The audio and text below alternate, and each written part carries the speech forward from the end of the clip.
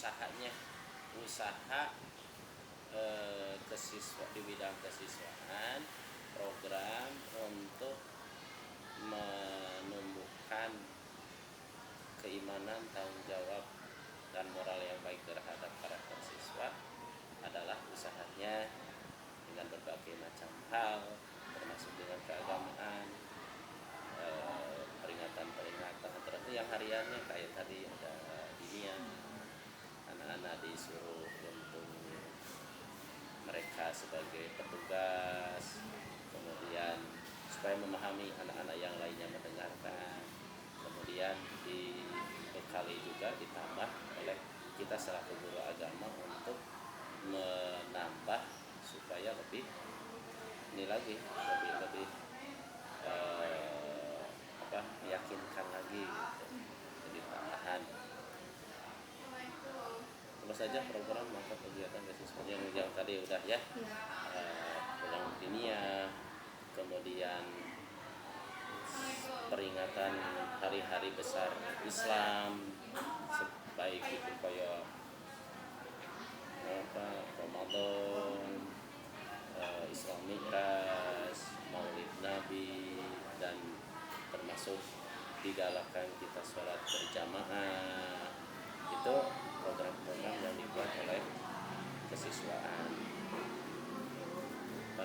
terhadap pendidikan siswa. Nah, kemudian banyak ekstrakurikuler yang ada di kita itu ekstrakurikuler itu salah satu juga untuk memberikan tanggung jawab kepada siswa yang terkadang kalau di pembelajaran itu kan tidak dipelajari. Maka di ekstrakurikuler itu mereka ajarkan juga tentang organisasi, karena setiap ekstrakurikuler ada pengurusnya masing-masing, belajar berorganisasi, belajar supaya mempunyai tanggung jawab, kemudian nanti tumbuh kedewasaan, belajar mengatur. Karena kalau di kitab ya khususnya di Bakti Kencana ini, segala sesuatu hal yang berhubungan dengan kegiatan siswa itu semuanya diserahkan ke siswa. Kita selaku kesiswaan hanya sebagai pembimbing saja, hanya yang mengarahkan saja. Jadi pelaksanaannya itu diserahkan kepada anak-anak semuanya, termasuk kegiatan keislaman yang jadi MC-nya, yang jadi petugas-petugas semuanya mereka dari anak-anak, termasuk ada kegiatan bikin proposal mereka yang buat, kita hanya membimbing, mengarahkan. Udah ya, nah nih pertanyaan tambahan, apa tuntutan utama yang dihadapi dalam menerapkan nilai pendidikan Islam kepada siswa dari kegiatan kesiswaan? Tantangan utama.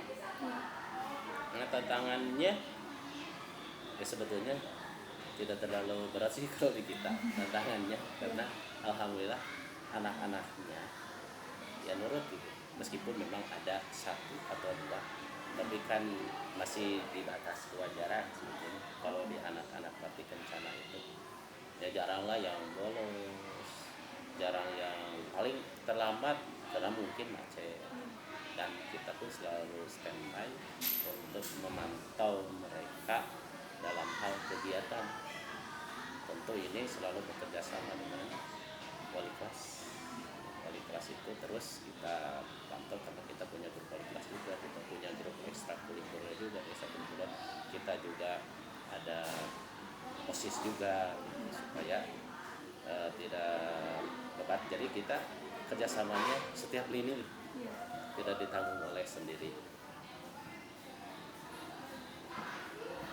Strategi hambatan, meskipun ada hambatan ya pasti ya, kalau segala sesuatu juga meskipun kayak bagus pasti ada hambatan ya, sedikit mengatas terkait penerapan mengatasi hambatannya. Kita banyak kerjasama tadi itu ya, kita kerjasama wali kelas. Kalau di ekstrakurikulernya, pembina ekstrakurikuler selalu banyak komunikasi, dan juga komunikasi dengan orang tua melalui wali kelas. Kalau ada yang bermasalah siswa, kita langsung orang tua dikomunikasikan. Kalau masih bisa ditelepon kemudian anak itu berubah, ya kita lanjut, tidak usah dipanggil. Kalau misalkan masih tetap, ya paling pemanggilan orang tua. Sekecil apapun permasalahan, kita selalu bekerja sama dengan orang tua. Itu orang tua. Apakah ada evaluasi khusus terhadap perilaku siswa untuk mengukur keberhasilan dan nilai pendidikan Islam? Nah, ini evaluasinya dalam rapat. Kita ada rapat bulanan dengan manajemen sekolah, dan kami pun sebagai kesiswaan suka melaporkan berbagai macam hal tentang kegiatan kesiswaan, termasuk siswa-siswa yang perlu diperhatikan, ya, yang perlu diperhatikan, yang ingin diperhatikan. Kemudian termasuk juga prestasi siswa yang siswa yang berprestasi juga kami laporkan. Nah, ini supaya kedepannya terus terpantau, ya, terpantau juga. Untuk evaluasinya kami pun menyebarkan ada instrumen isian kepada wali kelas di sana tentang segala hal yang terjadi di kelasnya masing-masing, baik kehadiran, kemudian masalah-masalah tentang, termasuk juga tentang ekonominya, mana yang harus dibantu, mana yang tidak perlu. Itu jadi kita ada setiap bulan itu menyampaikan, ada selembaran untuk diisi oleh wali kelas, dan kami sortir, kemudian kami pilah-pilah mana yang harus dilaporkan ke sekolah. Itu untuk kesiswaan. Terus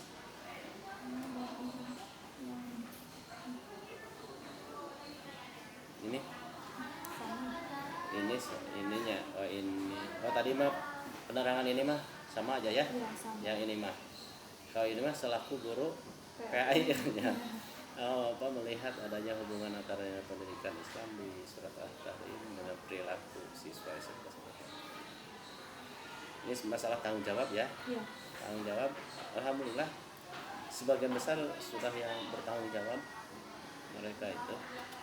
Dalam, kalau kita lihat dalam kehidupan sehari-hari, ya sehariannya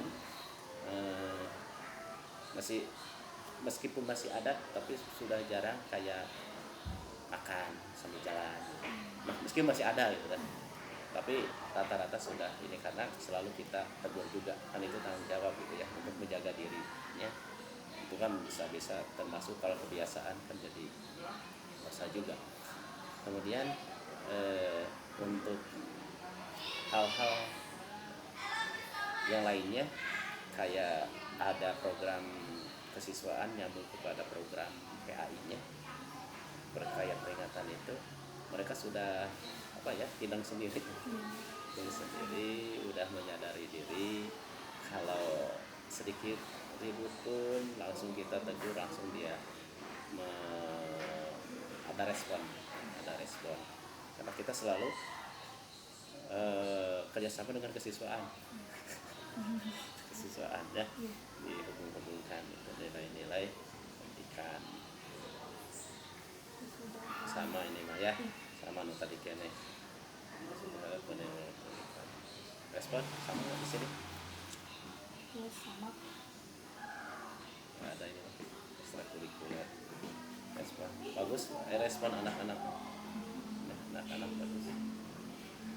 Tantangan apa ya, sama bagaimana cara Bapak memotivasi. Ya, susah untuk menerapkan nilai tersebut dalam sehari-hari. Memotivasinya ya itulah, terus kita motivasi dengan mengeluarkan kata-kata yang baik-baik, jangan pesimis, karena yakin yang membolak-balik hatikan manusia adalah Allah. Selalu harus bergantung kepada Allah, jangan sampai putus asa gitu. Dan nanti dalam hal berbicara pun jangan hal-hal yang buruk, maka kita jaga, termasuk kita juga harus memberikan contoh ke anak-anak itu jangan sampai berkata-kata yang tidak baik. Maka anak-anak pun sama, berkatalah yang baik supaya perkataan itulah dicatat oleh Allah. Tetapi berkata yang buruk mereka benar-benar terjadi kan gitu. Maka itulah motivasi yang kita selaku guru agama sampaikan, ya haruslah benar-benar menjadikan bahwa Allah segalanya, jadi tergantung pada Allah. Sama ya itu ya yakin nih gini. Mungkin nomor 3 nomor 4 Oh, 3 dan 4 hubungan dengan ibadahnya. apa saja metode yang digunakan untuk mengintegrasikan nilai tersebut kepada siswa. Kasih tanggung jawab. Ya tadi samalah dengan yang itu, adanya kepercayaan dari pihak kami selaku guru agama atau kesiswaan untuk mereka beribadah dan selalu kita pun apa ya husnudon kepada mereka bahwa mereka insya Allah yang terbaik gitu. Husnudon, mudah-mudahan kita husnudon, ya Allah itu akan bolak-balik-balikkan. Memahami pentingnya ibadah seperti sholat berjamaah. Kita akan beri penerangan, kita beri penerangan, kita beri contoh, ya. Kita beri penerangan, jelaskan tentang pentingnya berjamaah seperti tadi juga pasti. Tadi juga disampaikan setelah siswa ceramah disampaikan juga oleh kita. Dan ini suka diingatkan ketika kita mengajar di kelas pun, apapun materinya, sholat, dan bahkan azan dicari ke kelas kadang-kadang sampai begitu untuk ngajar sholat. Terus nomor berapa? Nomor 10 Apa saja akhlakul karimah di sekolah? kriterianya menurut Bapak. Ya, sapa, senyum, salam itu sudah berjalan di kita. 5S ya. 5S itu sudah berjalan, kita terapkan itu kepada siapapun. Bukan hanya kepada guru, kepada siapapun. Meskipun memang masih ada terkadang hanya ke guru saja gitu. Tapi rata-rata ya sudah banyak ke siapapun, terhadap ke tamu-tamu yang datang ke sekolah. Itu namanya. Sudah ya? Ya, alhamdulillah. Ya, terima kasih. Ya, Tos. Bapak kasih banyak. Diingat-ingat tuh teman. Gak sama pasti pemahamannya. Ya. Mungkin Pak untuk